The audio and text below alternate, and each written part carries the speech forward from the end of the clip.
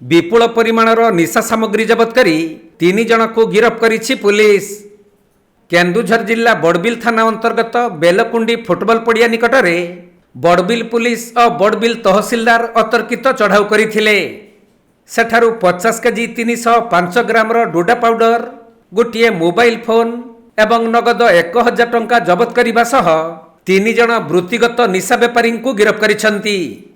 गिरफ बेपारी माने हेले झारखंड राज्य सराईकेला थाना अंतर्गत कालागुजु अंचलर पवन महातो, चक्रधरपुर थाना अंतर्गत केरा ग्रामर भोलानाथ मंडल, झिकपाणी थाना अंतर्गत गोरुडीहाटिंग लोबुनसाही अंचलर सोरू दास।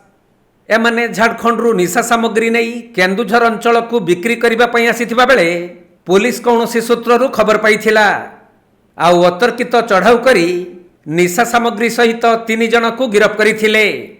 परे सेमानंकु पुलिस कोर्ट चालान करी एही निशा कारबार रे आउ कहार संपृक्ति रहिछि से नहीं अधिक तदंत जारी रखिछंती।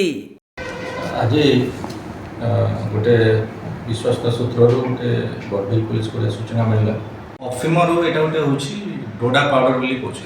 अफिम पाउडर सर कोठु आनुथले एटा कोठु आनुछि सेटा तो बर्तन आगु को तदंत जणा पड़े।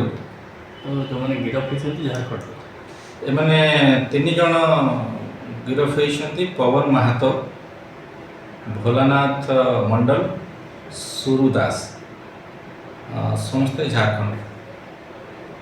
बाकी लोकल जो मैंने पेडलर्स अच्छा पुलिस तदंत कर संस्पर्श आसते